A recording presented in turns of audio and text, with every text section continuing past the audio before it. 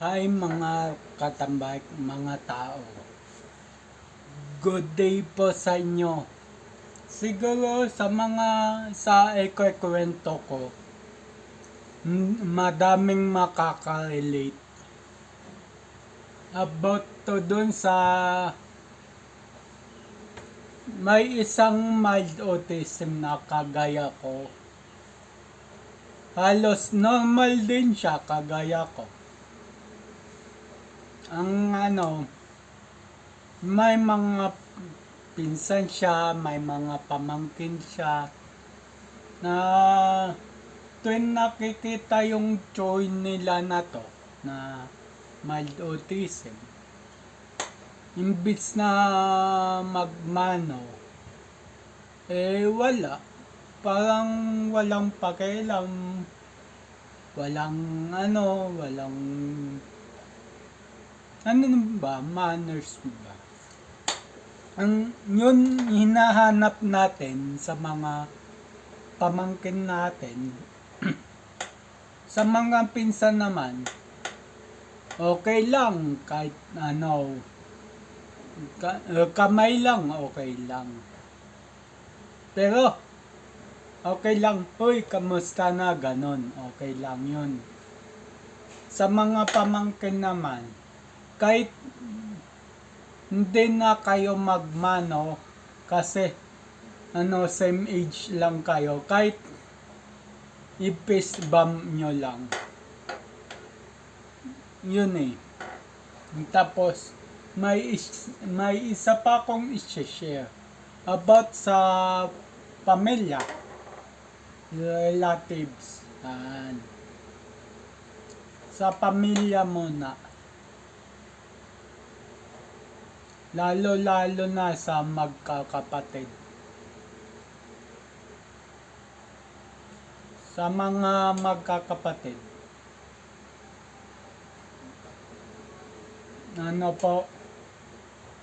paunawaan po tayo. Lalo na yung mga panganay, katulad ko, na unawain na lang natin yung mga nakakabatang kapatid natin. Minsan, sabihan din natin sila, konting galit lang, okay lang yun. Pero, wag na yung sobrang galit. Pangit yun. Sa mga, naman, sa magulang naman, na-experience ng kaibigan kong to, yung dalawang kapatid lang ang priority ng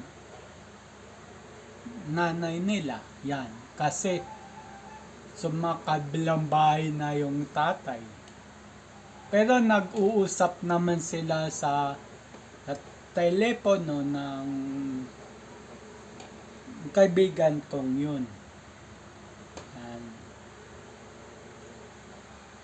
So, ganto. Ang tingin nila sa may autism na kaibigan kong yun, na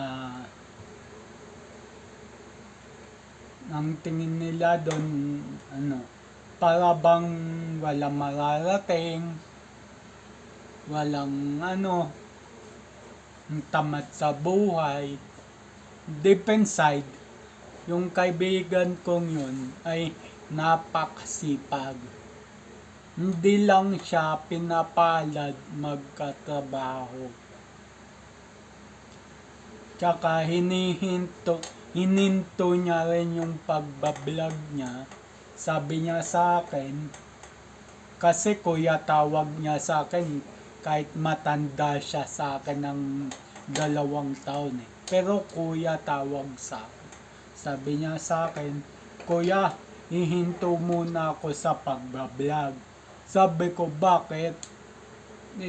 Ako pa naman nang hikayat sa'yo mag-vlog. Sabi niya, wala kuya, bukod sa sira cellphone ko, yung views ko ba hindi umaangat, hindi nag-grow up.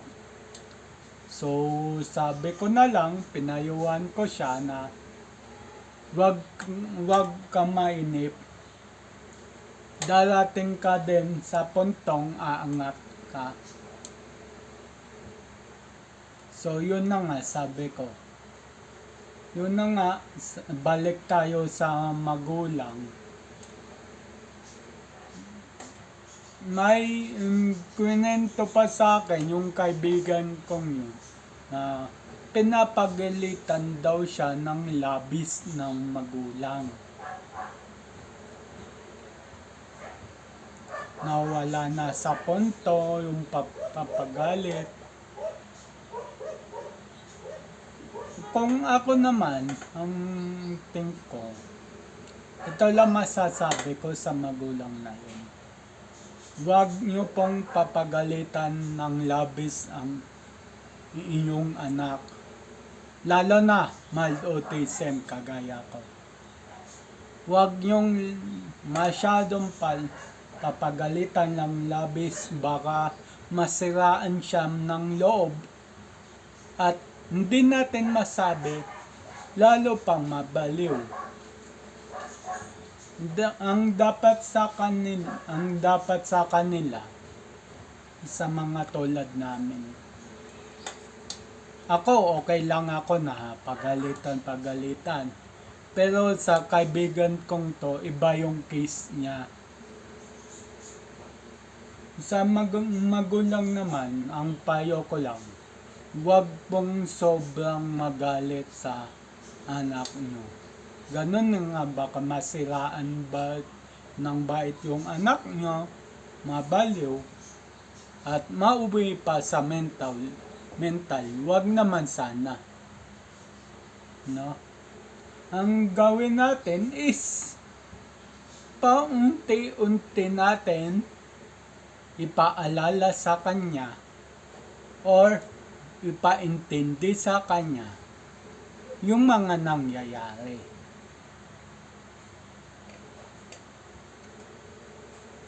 Mabalik tayo doon sa magkakapatid na about sa konting galit ng kuya sa mga kapatid na mali yung ginagawa ng nakakabata. Normal lang yung magalit ka, yung tumaas lang na mild yung boses mo. Pero wag aabot sa punto na galit ka na gusto mo ng manuntok, gusto mo ng pumatay. Wag ganun. Sa ano naman, kwento pa sa akin ng kaibigan kong yun na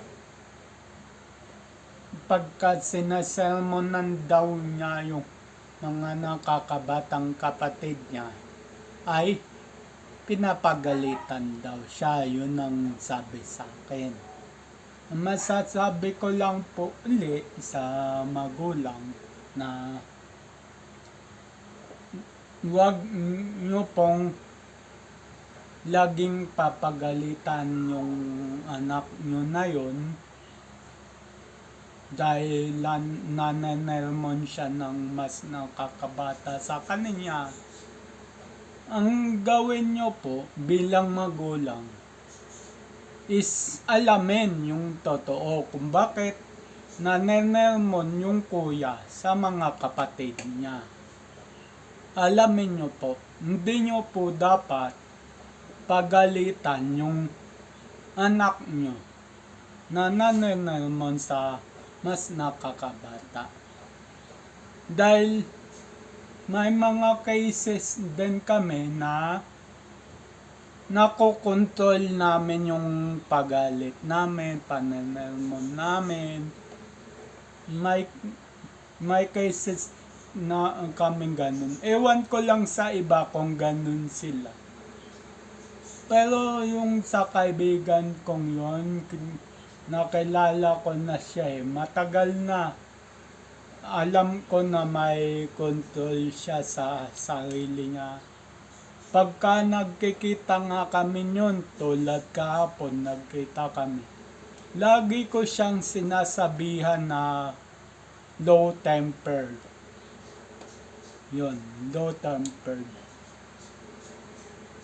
At sa mga niya, pamangkin niya, lalo-lalo na sa mga pamangkin niya na walang manners, walang galang, kayong mga pamangkin is kahit papano, kahit mild autism yan tito nyo, is igalang nyo, irespeto nyo, intindihin nyo.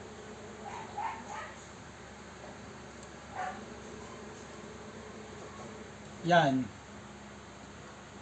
Hindi na kayo matatawag na masamanan. Kahit kayong mga pamangkin, kahit hindi man kayo mag hello lang kayo o mag peace bomb lang kayo, okay na yon kahit hindi magbano. Ako man, sa dami ko ng pamangkin, halos kasing idaran ko na yung iba. Okay lang, hindi nagbamano sa akin. Kasing age ko eh. Pero yung mas bata na pamangkin, dapat magmamano sa tito na may mild autism. So, yun lang po ang shinare sa akin ng kaibigan kong mild autism. Yun lang po, at God bless po sa lahat.